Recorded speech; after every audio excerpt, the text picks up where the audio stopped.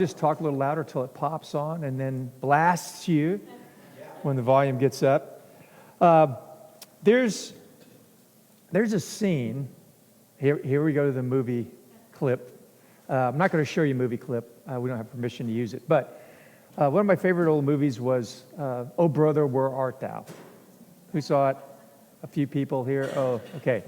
And there's this great scene in there where these three prisoners have run away from, or they've escaped from the prison, and they're running through the woods, and they're all hungry, and they're sitting around a campfire, and one of the prisoners, Delmar, he offers this campfire cooked critter on a stick to Ulysses, and he says to Ulysses, here, have some. And Ulysses says back to him, no thank you, Delmar. 1/3 of a gopher would only arouse my appetite without bedding it down. Now, I'm going to say that again just in case it's the southern way of saying things, but I want to repeat it. No thank you, Delmar. 1/3 of a gopher would only arouse my appetite without bedding it down. And so what Ulysses articulated there was this classic human dilemma that even good things cannot ultimately satisfy us. And everybody knows that. That was just a real, southerny way of saying it, because this is supposed to be set in the South. In my generation, Mick Jagger said, I can't get no satisfaction. Right? And I try, and I try, and I try, and I try, as the song says. And that's actually the number 2 song on Rolling Stone's top 500 rock and roll songs of all time. But it's a profound thing. It sounds silly. I saw in an article, there's a famous writer named Albert Brooks, and he said he heard in his daughter's bedroom this laughing, and he goes, what's going on? And she goes, Dad, this is the funniest YouTube video you've ever seen. And he goes, well, what is it? He didn't want to walk in there and, see some corny thing. She goes, there's this really old guy dancing like a chicken and singing this song. And he goes in there, and when he gets in there, she's got the headphones on, and he goes, unplug the headphones. She unplugs it, and it's Mick Jagger singing that song. Right? This old man dancing like a chicken. You have to see Mick Jagger to appreciate that. But that dilemma of I can't get no satisfaction is as real to every single person who's ever lived as any song could ever get, right? I want you to go with me to the Gospel of John, where, of course, the Bible addresses every kind of issue that we face. John chapter 4, as Shanna says, this is my favorite chapter in the Bible. I think I could preach on any topic in the world from this one chapter. But I want to read, starting in chapter 4, verse 1, about this troubled woman who meets Jesus. And I want to read the whole story and then unpack it a little bit and then just make a real simple point. So starting in verse 1, it says, the Pharisees heard that Jesus was gaining and baptizing more disciples than John, although in fact it was not Jesus who baptized, but his disciples. When the Lord learned of this, he left Judea and went back once more to Galilee. Now he had to go through Samaria.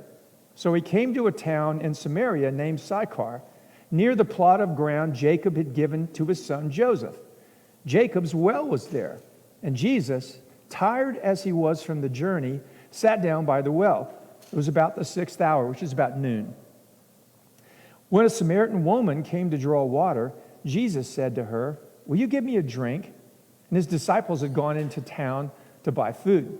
The Samaritan woman said to him, you're a Jew and I'm a Samaritan woman. How can you ask me for a drink? For Jews don't associate with Samaritans. And in that culture, men didn't talk to women in public, especially in a setting like this when no one else is there. And Jews and Gentiles, there's all kinds of social barriers there that Jesus just went right through, okay? Jesus answered her, if you knew the gift of God and who it is that asks you for a drink, You would have asked him, and he would have given you living water." "Sir," the woman said, "you have nothing to draw with, and the well is deep. Where can you get this living water? Are you greater than our father Jacob, who gave us this well and drank from it himself, as did also his sons and his flocks and herds?" Jesus answered, "Everyone who drinks this water will be thirsty again. But whoever drinks the water I give him will never thirst. Indeed, the water I give him will become in him a spring of water welling up to eternal life." The woman said to him, "Sir, give me this water so I won't get thirsty and have to keep coming here to draw water." He told her, "Go call your husband and come back." "I have no husband," she replied. Jesus said to her, "You're right when you say you have no husband. The fact is, you've had 5 husbands, and the man you now have is not your husband. What you've just said is quite true." Long pause. "Sir," the woman said, "I can see that you're a prophet. Our fathers worshipped on this mountain, but you Jews claim that the place where we must worship is in Jerusalem." Jesus declared, "Believe me, woman, a time is coming when you will worship the Father neither on this mountain nor in Jerusalem. You Samaritans worship what you don't know. We worship what we do know, for salvation is from the Jews. Yet a time is coming and has now come when the true worshipers will worship the Father in spirit and truth, for they are the kind of worshipers the Father seeks. God is spirit, and his worshipers will worship in spirit and truth." The woman said, "I know that Messiah, called Christ, is coming. When he comes, he will explain everything to us." Then Jesus declared, "I who speak to you am he." Then down to verse 28. Then leaving her water jar, the woman went back to the town and said to the people, "Come, see a man who told me everything I ever did. Could this be the Christ?" And they came out of the town and made their way toward him. Now, Jesus meets this woman, and there's a hint. We've talked about this many times, so I won't belabor this point. But she's coming to draw water at noon, which is an indication that she's sort of an outcast in their community. And, as we read, she's been married multiple times, and she's living with a man. And even among Samaritans, they looked down on that. They didn't practice it. And so she has, she's just got a lot of baggage. There's a lot in her life that's unsettled. And when Jesus addresses her, she's used to being an outcast. She's used to being ignored. She's used to being snubbed.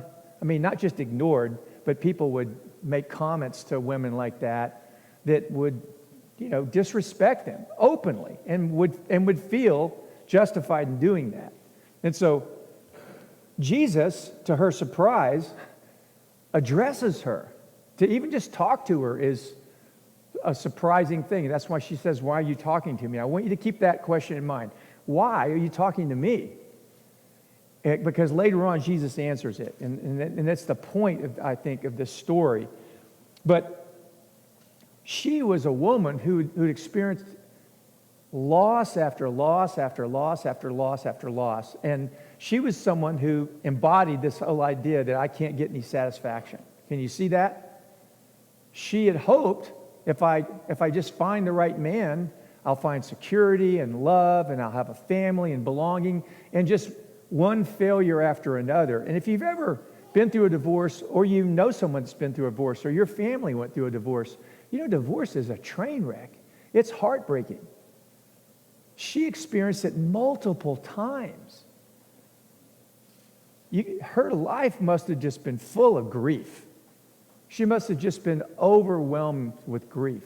And if you know anything about grief, we like to say, Terry Wardle taught us this, pain that's not transformed is transferred.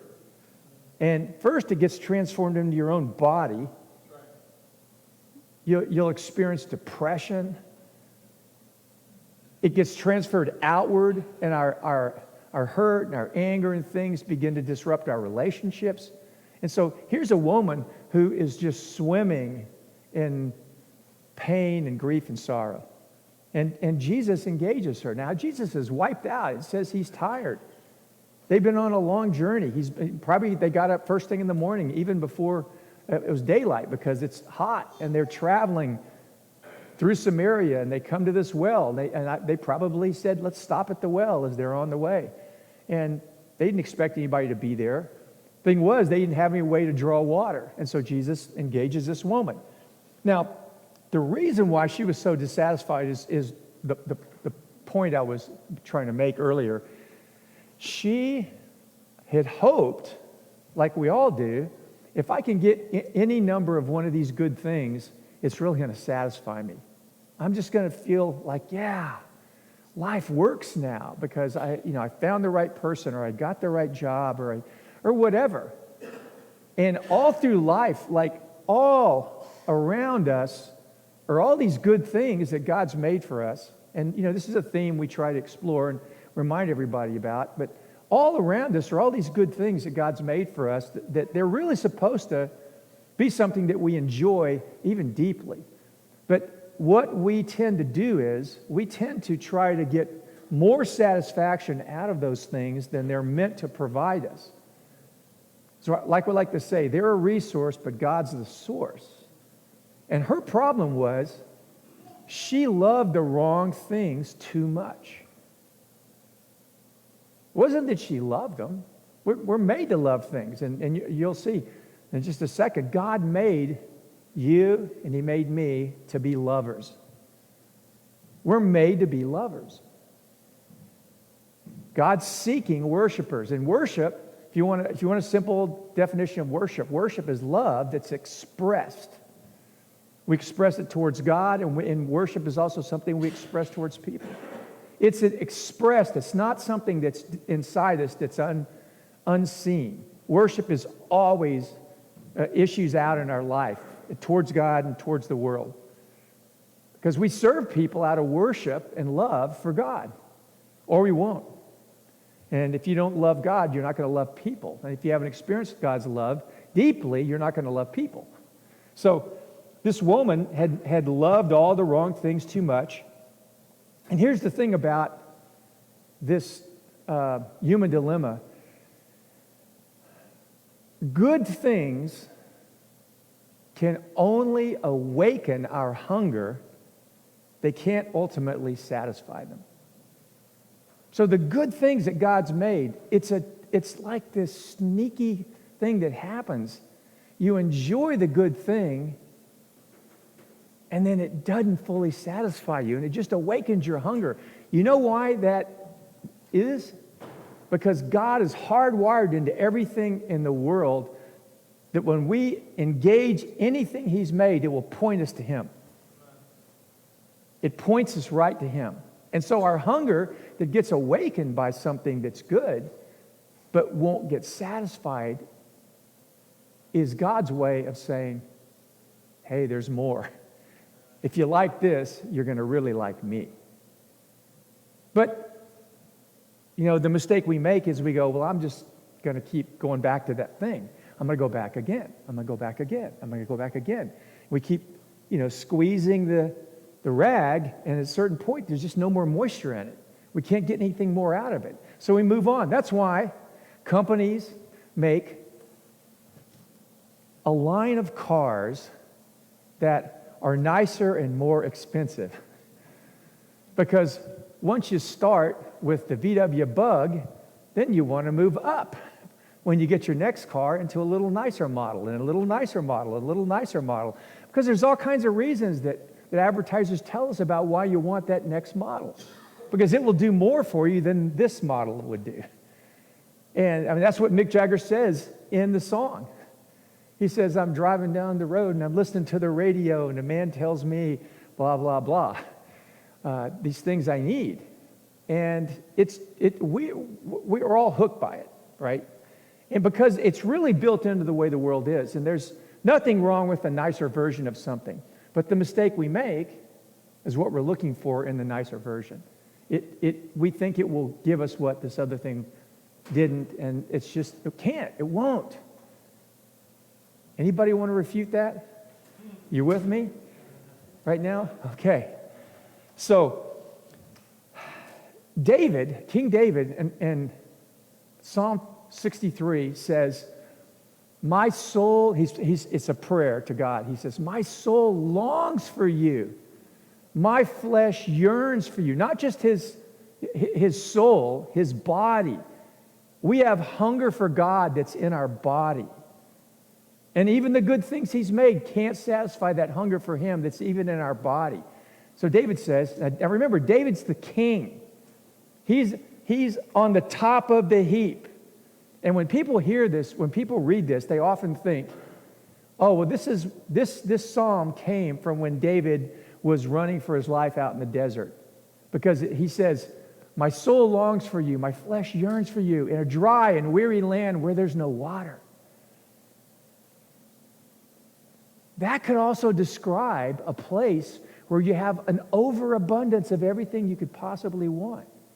Because when you throw yourself into that and you eat and take and enjoy and just wallow in all the abundance, at a certain point you realize this is a desert place.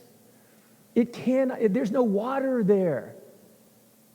You just don't have to be at the end of the road in a literal desert to be hungry and thirsty.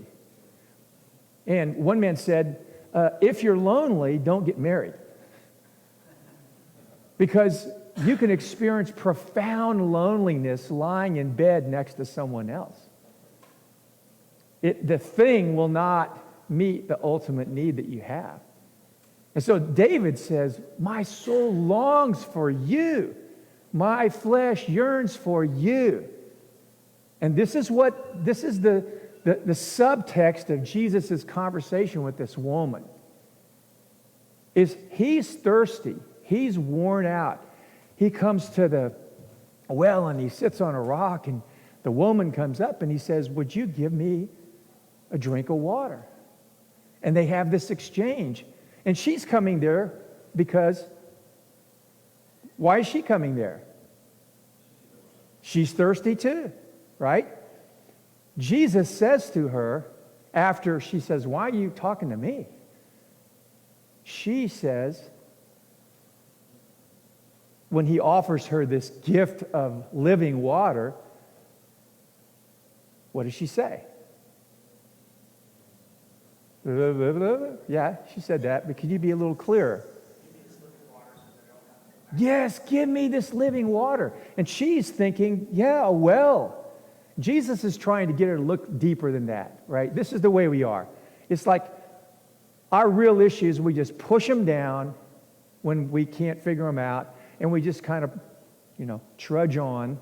And here she is, living this desperate existence, and maybe even praying, God, where are you? Are you real? There's no evidence of that, but when people are in desperation, we have a homing signal inside us that says, God, where are you? Help me. And she runs into this man, and he offers her living water. She says, I want it. And then Jesus exposes her real need. He says, yeah, this is not just about you having indoor plumbing, right? A spring in your own home where you can drink. I want to give you what you really need, but you have to come to terms with what's keeping you from that is this pursuit of men, that you think that in a man, all your needs are going to be met. And it's not it's really a wrong idea, but in their culture, men had all the power, they had everything, and women had to depend on them. If you got divorced and you didn't have some means of your own from your family, oftentimes you'd end up being either a servant or a slave to someone or a prostitute. And so this woman's future was, not looking good. And she lived with this hunger. So she hears Jesus and goes, water, but I think she's also hearing more of what he's really saying. And then Jesus points to her and says, bring your husband. She doesn't have a husband. And that's an awkward conversation to have. Wouldn't you agree? And she doesn't exactly tell the truth, does she? Bring your husband. She goes, how do I say this? This is the internal monologue. How do I say this? Is an embarrassing question. How do I say this? Without looking bad. like really telling the truth. And so she says, I don't have a husband. Clever. That would work in a court of law. But actually, when you swear in a court of law, what do you swear when you stand up to testify? The truth, the whole truth, and nothing but the truth. And Jesus was asking her for that, but she didn't exactly testify faithfully there. But Jesus still pressed in with her, and then she switches and wants to talk about religion. She wants to change the subject, and then Jesus brings her back, and here's what he says. You want to know why I talk to you? Because God is seeking worshipers. He's seeking lovers. He's seeking you. He's pursuing you. He has what you've been looking for. Just like you keep coming to this well and you are thirsty later, and you keep coming to man after man and you're still unsatisfied, come to me. Come to me and I'll give you what you're looking for. It's with me. It's not a gift. See, sometimes when we hear the gospel, we think that the gospel is this thing someone gives me, this gift. I get a ticket, right? I get a ticket to the big gig.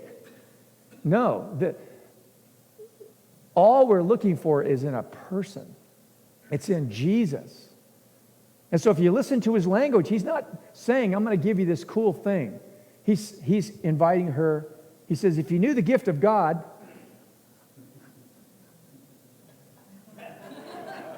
hint, hint, then you can have everything you want. Because you were kind of looking the right place. You were looking for a husband. I'm the bridegroom, you're the bride. There's all these subtexts in this story that other parts of the Bible point at. And at a certain point, it's like, bing, the light goes on. And I read it to you. It says, did you pay attention to the narrative? What did she leave? Her water jar. Because her water jar symbolized the substitutes, the good things that she was holding on to, clinging on to. And God says, if you want to cling on to that, I'll let you cling on to it. But you have to if you want to cling on to me, you have to let go of that. And she got it. Jesus didn't have to say, now leave your jar. He was saying, believe in me. She got it. Now I want you to notice, Jesus didn't have a jar, did he? He came there without a jar. He came there thirsty. He came there mirroring her. But he trusted the Father. He always was thirsty. He always was in need, but he was always modeling to us where you go when you're in real need, as you go back to God. And he was God in the flesh to her. So he said, if you come to me and you believe in me and you follow me and you put your trust in me as the Christ, because she understood to some degree who the Christ was. Boom. Well, she was so changed by that. She was so changed by that. It changed something inside her. This is what Jesus tells us. If you will worship me, if you will surrender your life to me, if you will follow me and make me your passion, something will change inside you. You will experience that spring of living water through me, And he's not literally saying a spring of living water. He's describing a way of life, an experience that you have where what you need will be offered to you and provided to you through me, through a relationship with me. Now, God made us to be satisfied in him and not in all the good things he made, right? Second, we're never going to be ultimately satisfied by the good things he's made, and because our hunger is only awakened by those things, but never satisfied, because they point us to him. All right? Jesus offered her living water. It was better than everything she had ever known. And he offered her himself. And she said, when she was starting to get it, at least a little bit, she said, are you saying you're greater than our father Jacob, who gave us the well? Jesus didn't answer it directly. He just kept laying on the truth about who he was. But he says the same thing to us. Deep in each of your hearts, deep in all of our hearts, when we encounter Jesus and we hear the good news of the gospel and the promises that he makes to us, we go, is that really better than fill in the blank?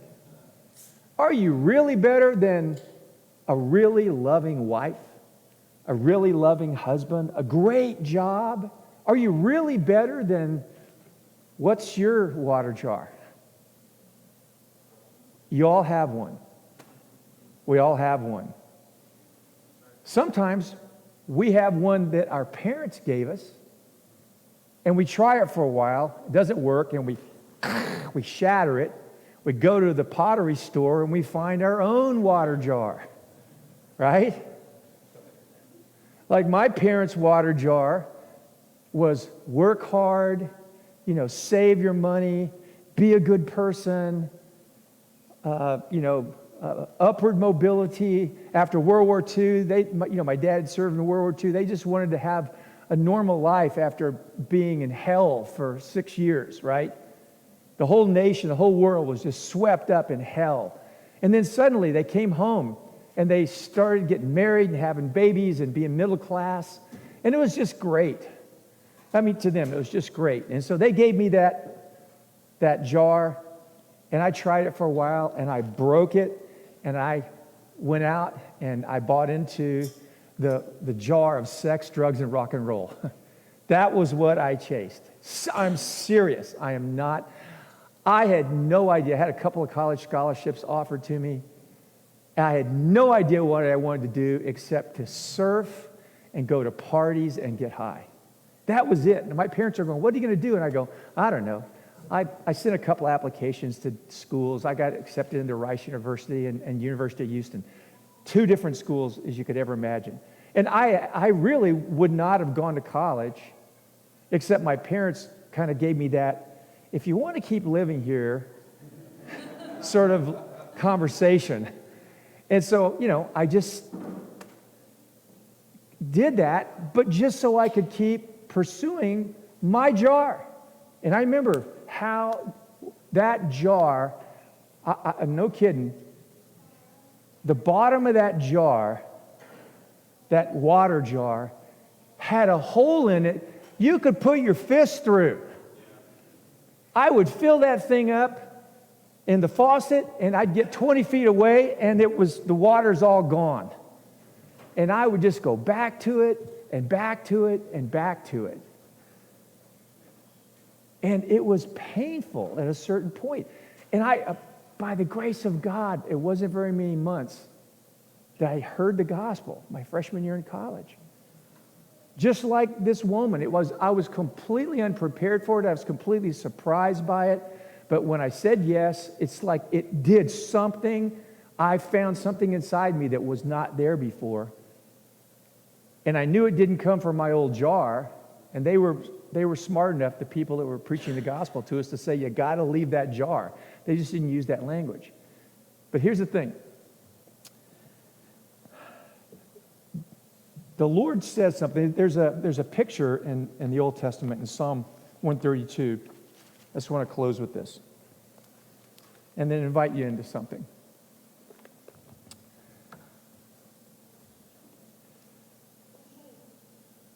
The Lord is looking for worshipers. He's looking for lovers. But people who will love Him above everything else. And He says, if you'll love me above everything else, I'll give you everything.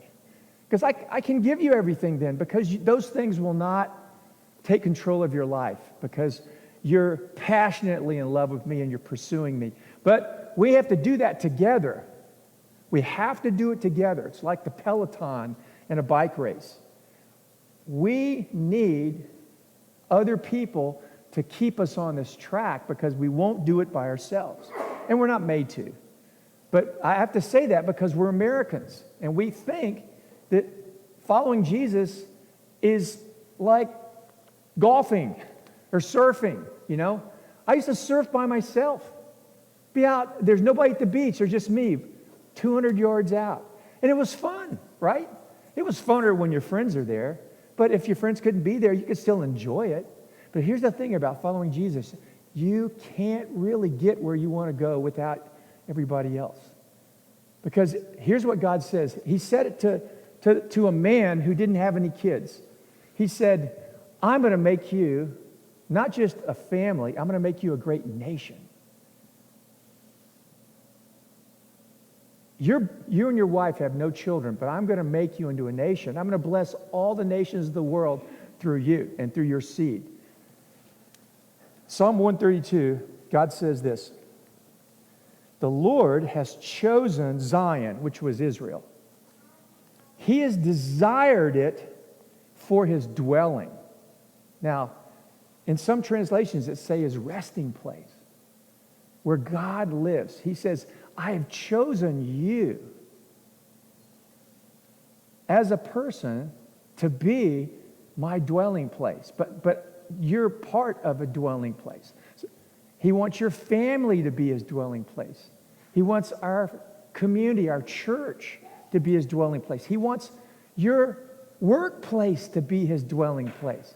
He wants our city to be his dwelling place. He wants our state to be his dwelling place. He wants our nation to be his dwelling place.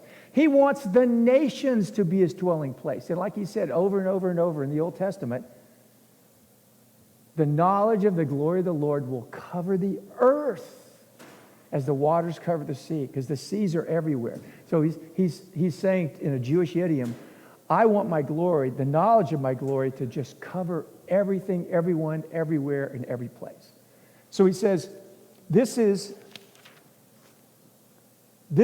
his desire. God's hunger is for us. Get your head around that just for a second. He says, I have desired, I've hungered, I've longed for you to be my dwelling, for you to be fully and completely satisfied in me, to have a life where your hunger is awakened and then satisfied, and awakened and satisfied, and awakened and satisfied. What a delight that would be. This, us, is my resting place forever and ever. Now listen to what he says. Here I will sit enthroned, for I have desired it. So he's saying, I'm going to rule from among you. Where does that go back to? Genesis 1. He made us, be fruitful, multiply, fill the earth, subdue it, and rule over it, in partnership with him. I will bless her with abundant provisions. Her poor will I satisfy with food. I will clothe her priests with salvation. Her saints will ever sing for joy. Here I will make a horn grow for David and set up a lamp for my anointed one. I will clothe his enemies with shame, but the crown on his head will be resplendent. He's talking about Jesus here. So the Lord desires something for us, and he says, all that we have to do is leave our water jar, and it begins to break out. But your water jar and my water jar have wheels. And when you leave them, they follow you. It's like, a cat that wanders away and wanders back. It will come back, that jar will come back, and it will whisper to you, I'm what you need. You don't have to be so fanatical about Jesus. I'm what you really need. You can go to him and give him, just do that once in a while, but just come back to me. And our hearts get bonded to things. Do you understand that? Our hearts get married to things that are good. We're supposed to do that, but the goodness of God is supposed to overwhelm that. It's supposed to constantly imprint on our hearts his goodness and love and the delight that we can have in him. And so I want to invite you to the table today, but I want to ask you to consider for a second before we come forward. We're going to do a couple of things. We're going I want to pray and just invite you to consider what your water jar is. What is your water jar? Where is the passion of your heart really directed? Consistently. Where is it? You have to ask that. You have to ask that. Because like this woman, you can get used to going back to the well over and over and over. And it's a life, right? But is that what God has for you? No. He has so much more. But when we live in a nation blessed with so much abundance like we are, do you understand? We have abundance. If you have eyes to see it and ears to hear it and recognize it, you will eventually figure out it is a dry and weary land with no water. If that's what you let satisfy you, it is.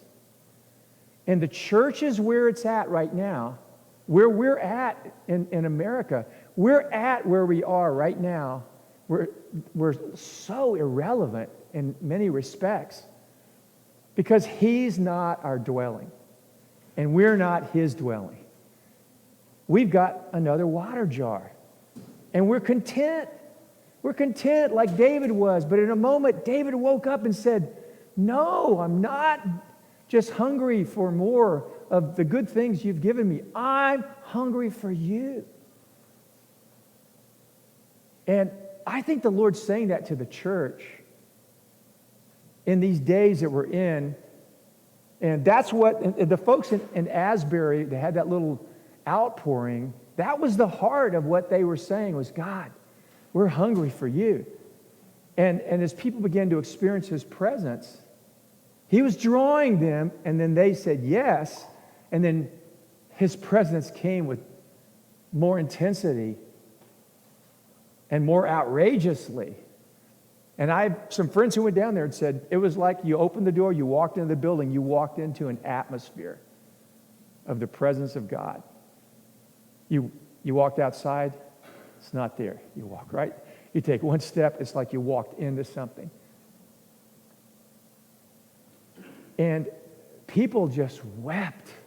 And they said, I've said this to you, one of my friends told me, he said, people said, I felt God's love in such an overwhelming way. I would see things in my heart that were not loving, and I couldn't hold on to them in that atmosphere. And I had to repent and say, God, I don't want to be like that. I don't want to be bitter. I don't want to be greedy. I don't want to be immoral. I don't want to be lazy. I don't want to, slander people, whatever it was. And that's what God wants to fill the earth with. But He's called the church to be that. He's called you and me. He says, I've chosen you. I've desired you. Will you be a lover? So every time we come to this table, we're coming and saying, I'm hungry. I'm hungry. But sometimes we're not hungry because we've been satisfied with a snack. And we've been content to live on that snack. And if you've been doing that, I just want you to acknowledge it to the Lord and say, Lord, help me to break that habit. Help me to leave that behind. I really recognize who you are.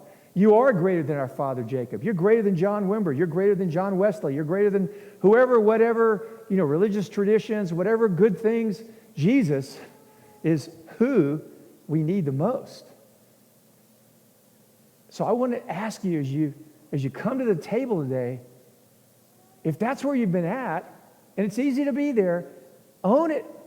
Own it today. You say, Lord, help me. I want to get on that journey towards you, towards pursuing you. There's a hunger that God is, in different ones of us, there's a hunger He's awakening in our hearts. Just like this woman, as Jesus talked to her, it was awakening in her heart.